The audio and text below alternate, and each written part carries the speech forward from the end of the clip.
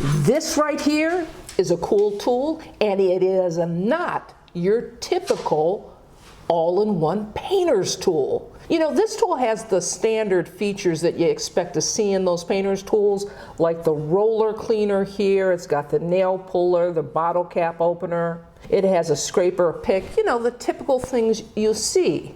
But here's the thing, every now and then I'll go to Harbor Freight. I'll go, and most of the time I'll pass on tools, but every now and then I'll find a real gem. And this was a surprise. It got my attention because it has a couple features I've never seen on the painter's tool before. I want you to check this out. On the tail end of this tool, you see that right there?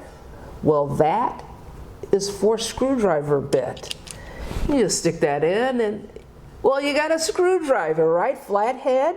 On the other side, there's a Phillips built right into the handle. How cool is that?